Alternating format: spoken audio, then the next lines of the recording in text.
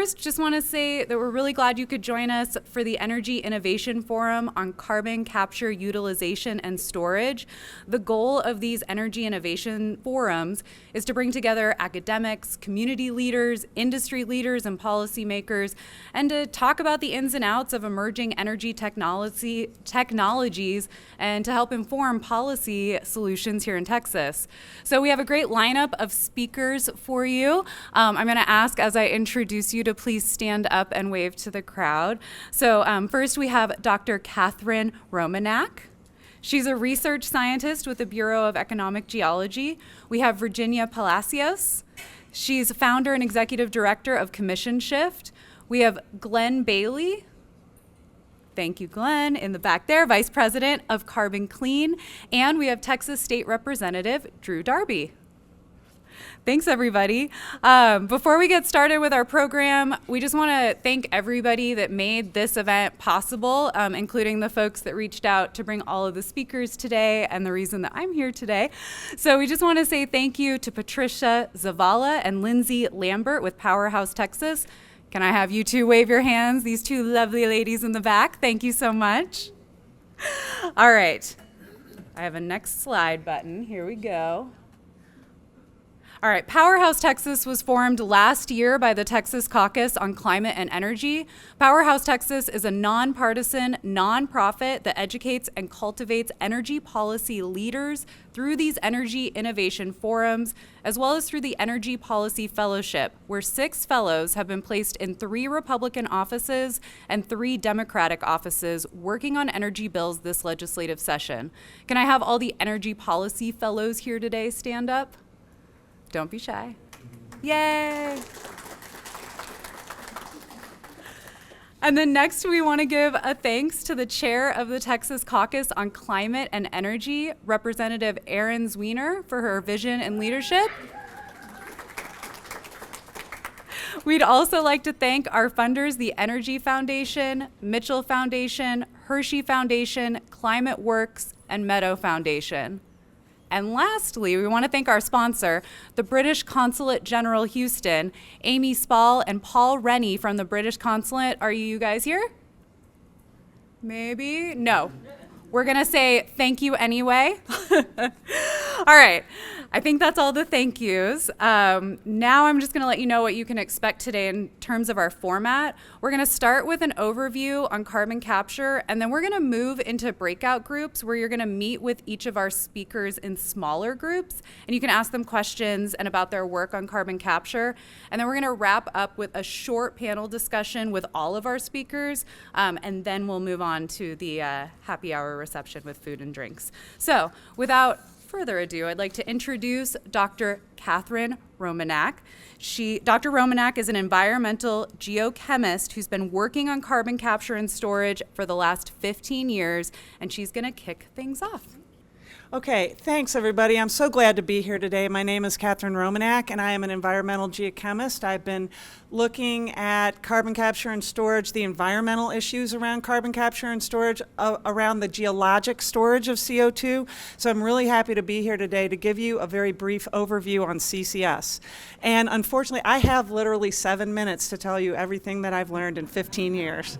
So it's going to be fast, and hopefully I can get with you later and answer any questions that you have remaining. I'm with the Gulf Coast Carbon Center at the University of Texas at Austin. We are the Bureau of Economic Geology, so we are the state geological survey. But we also do international work, and we do a lot of work, my group, on carbon capture and storage. And we've really been out in front, I think, of the leading edge of CO2 geologic storage research. We've been developing all of the scientific methods for how do you store it, how do you know it stays where you put it, what would the environmental impacts be, everything around storage. And I think one of the things that really sets this group apart is our project experience. I mean, we have actually been in the field, putting the CO2 in the ground, watching what it does.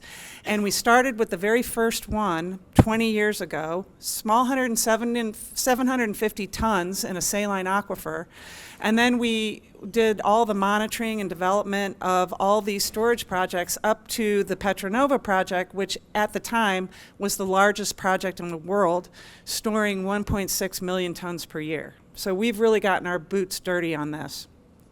So what is it? Well, it's a really important technology that stops carbon dioxide emissions at the industrial point source.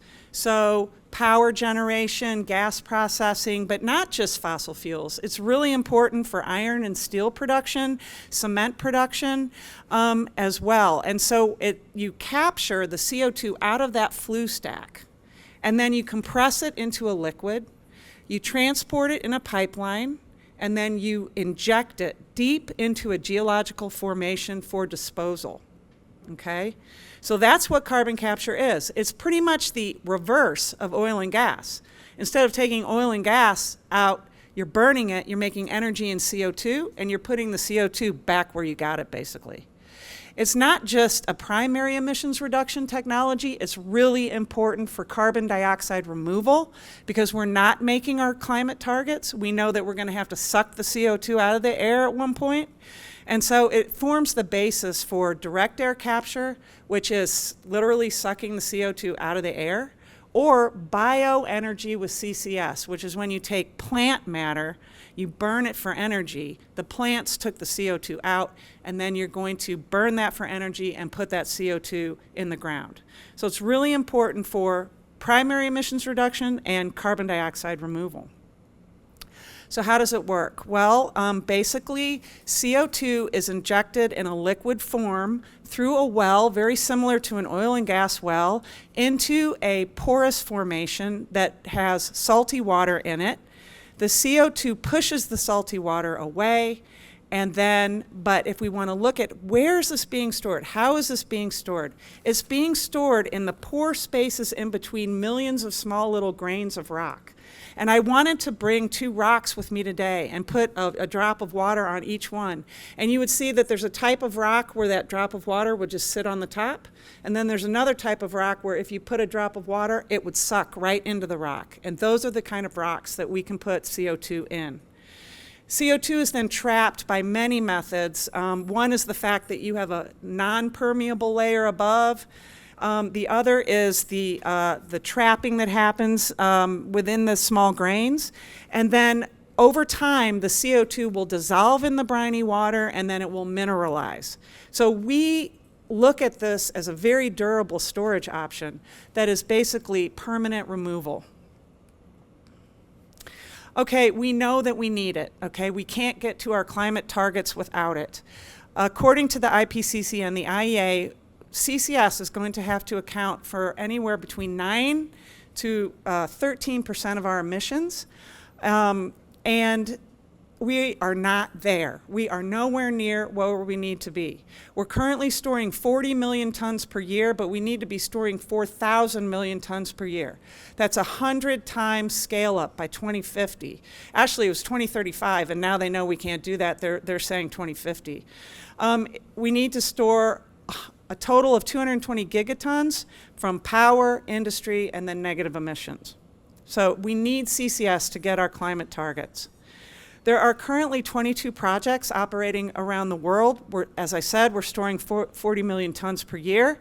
And if you look, you can see that North America, and specifically the United States, is a hotbed of activity. We are world leaders in CCS technology. And it's not new.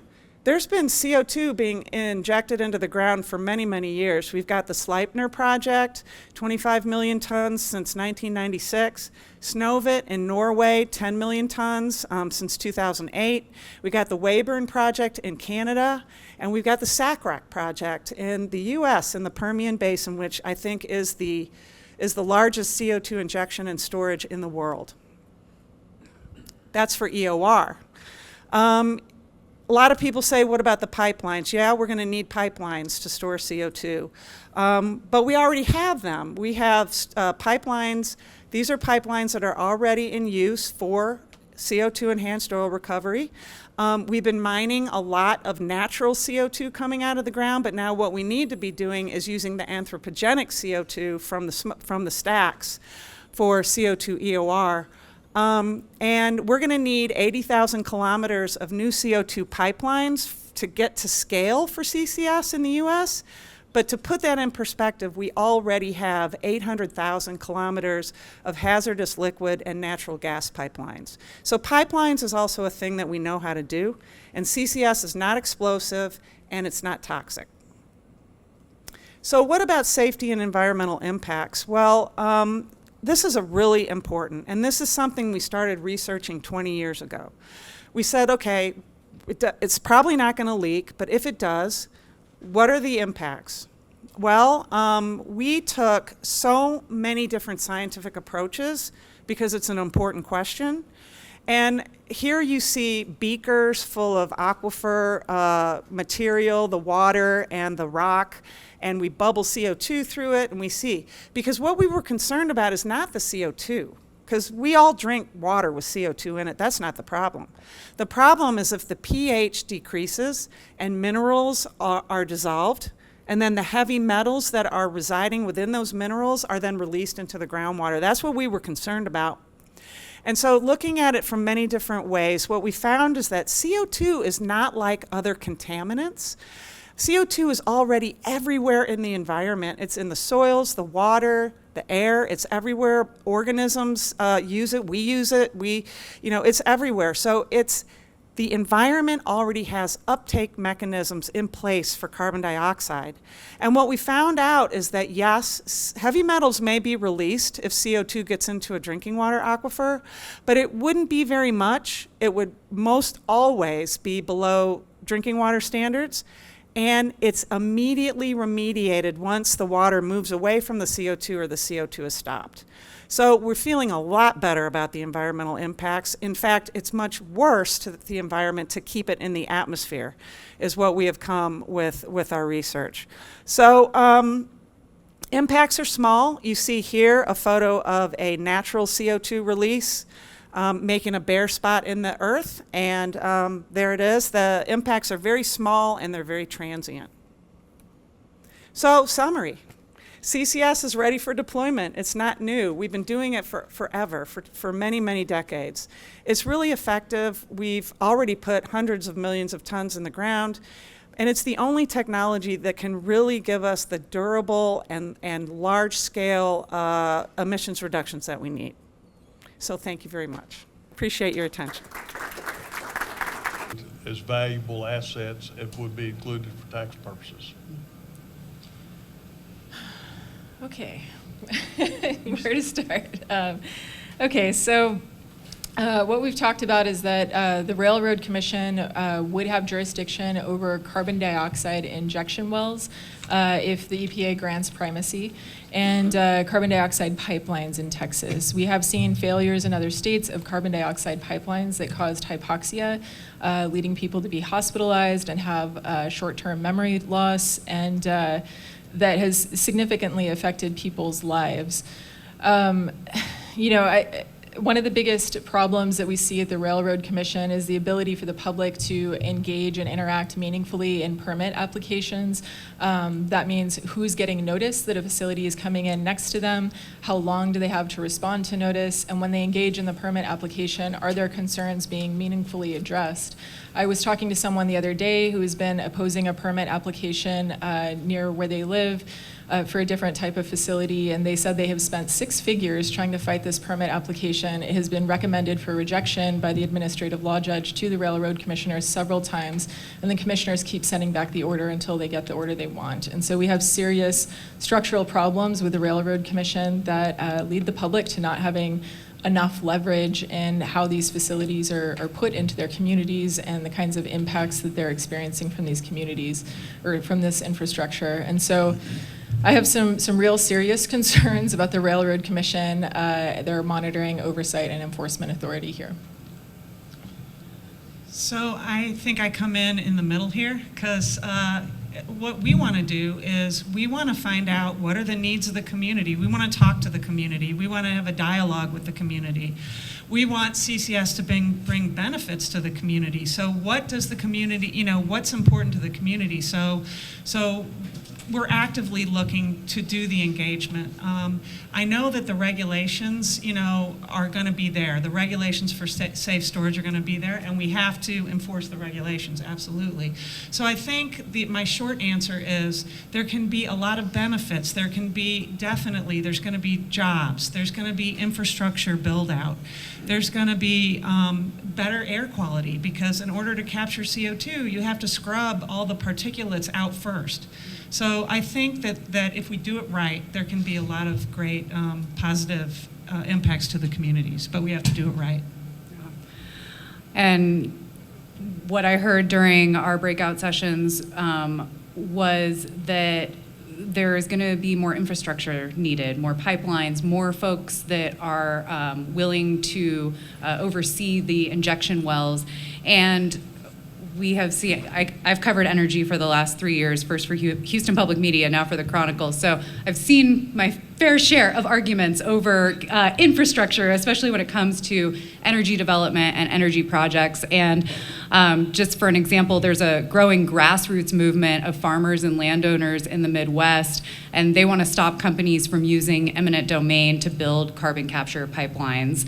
And so essentially what I want to ask you all, and it's okay if not everybody wants to answer this question, although I'll give you all the opportunity, is what sort of policies are needed here in Texas to ensure that, that infrastructure, if needed, can be built, or what is needed for, landowners who are unwilling maybe to give access to the development. Yeah, I'll kind of start there. I think that's out of my space. I don't mind saying that. It's, I think you're all probably looking at me in that regard. I will tell you that eminent domain, we have an agreement with Representative Craddock that we won't take up any eminent domain bills for 10 years. So that'd be my final answer. But no, we're going to have that discussion. Clearly, we're going to have discussion about eminent domain and whether or not these projects would be entitled to those protections. And, we've implemented a lot of landowner protections. And are they enough? Should we extend those even further, perhaps? I don't know. We'll have that discussion, but I'm not prepared at this moment to tell you how a debate on eminent domain would go on the floor of the Texas House at this time. Fair, but there would be I'm guessing it would be a lively debate. Yes. Yeah. Virginia? Yeah, sure. I'm also a land and mineral owner in Texas and Webb County, by the way. So this is also an issue that I think about from time to time. But when it comes to granting eminent domain for carbon capture pipelines in Texas, operators all they have to do is check a box on a Railroad Commission form. There's no state permitting process for eminent domain in Texas. And so there's really not a way for those claims to go challenged unless a landowner decides to sue. And so for somebody who doesn't have the money to hire an attorney and doesn't have 6 figures to spend on a lawsuit, there's really not a lot that you can do. And so I just think it's important for us to think about what benefits are we legitimately getting from CCUS infrastructure in Texas before we take people's land and before we expose people to hazards. And so unless we have a design standard in place in Texas for how much carbon is going to be captured, how much carbon is going to be stored, we just need to think twice about whether it's worth all of these consequences. I'll just quickly say, CO2 can be transported by rail, by ship, and by truck, as well as by pipeline. But I guess the other thing I wanted to say was just that, I'll just leave it there.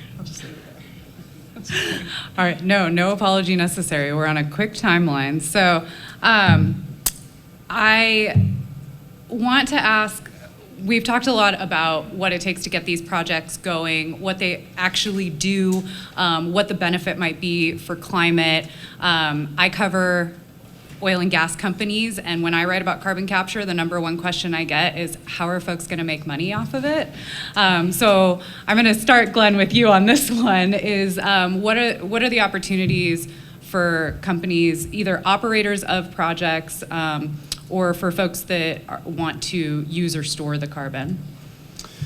Right. So it's going to be a combination of engineering to understand what it takes to get a job done, but then there's going to be that financial analysis and the policy understanding, putting that all together. But I would say that what we're doing is all about trying to drive the cost of carbon capture way down and make it accessible for the masses.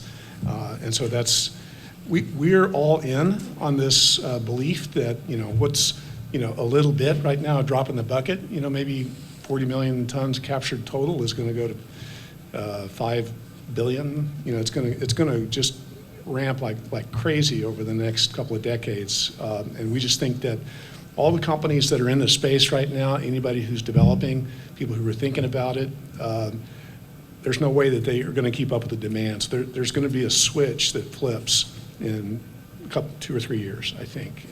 Texas is going to be a big one. That in the ship channel, the Houston hub, it has all the ingredients that come together. That is the geology, the big companies that have the emissions that can capture, pipeline, offshore, so that and then the policy people. I think the county and the city is supporting fantastic.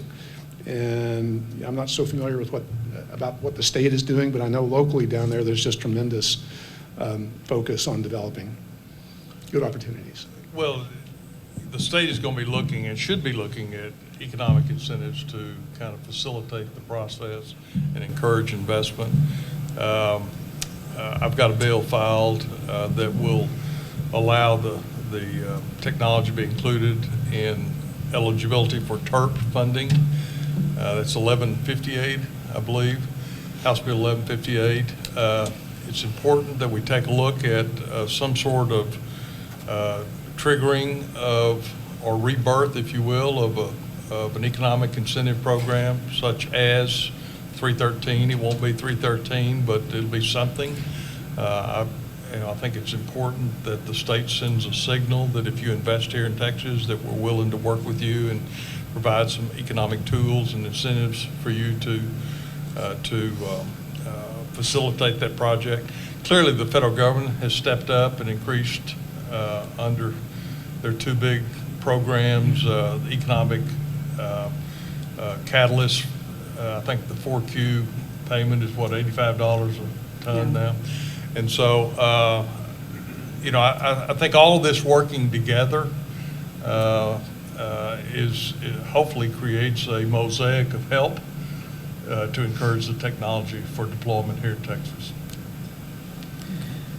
Yeah, so right now the only thing that makes CCUS economic in Texas or anywhere really are federal tax credits, and state tax credits and incentives will also allow companies to profit from this. So it's only through subsidies that these technologies will be deployed anywhere. These are very far from being free market technologies, which is interesting for Texas to be so eager for this technology, even though it's far from being free market. If this is true and these are, subsidized technologies, it's incredibly important that we make sure there's a public benefit coming at the end of it. We could put public dollars toward any kind of an activity to create jobs and create profits, but we should only do it if there's something that we can't get otherwise. Some benefit like actually mitigating climate change. Well, there's more than just that, because there's cap and trade and there's also carbon markets emerging. We don't have that yet, but there's also a California low carbon fuel standard, which says if you want to sell fuel into California, it must be below a certain carbon intensity. And so in order to be able to do that, you have to store carbon and you have to do something to limit the carbon intensity of the fuels. So we do need to look towards a market mechanism, a global market mechanism that puts a price on carbon. I'll just add, I agree with that entirely. That's what we would generally say, and it's not that way right now. It's a lot of inequity there. And there's all these different systems, like we have a carrot system in the US. In Canada, where we have a lot of activity, it's a stick. So they've got the carbon tax that's going to go up to $185 in the next 5 years, roughly. So that's they're moving really hard to avoid that stick, but they're trying to figure out how do they make money, and so it's actually starting to come together. And I agree that those incentives are not, they're not sustainable. You're not going to sustain them forever. But just like CO2 EOR, we need an economic driver for waste disposal. We do waste disposal all the time. I pay for a trash truck to come to my house and take my trash. I pay for my sewer bill. But we're just not used to having to get rid of carbon dioxide because we can't see it, I think. So I think we have to get used to the fact that, this is waste disposal that needs to happen. Because like you said, is it worth it to have a pipeline going through your yard? It might not be. But when you realize what is happening right now with CO2 in the atmosphere, you can't help but say, it's worth it. Everything's worth it. We have to do it now. We have to do it fast because we are losing our ecosystems and our biosphere. So it just depends on how you look at it. But it's of the essence that we get all of these carbon mitigation technologies going quickly.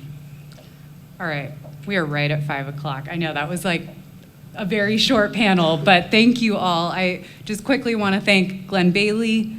We've got Drew Darby, Virginia Palacios, and Dr. Katherine Romanak. Thank you all so much.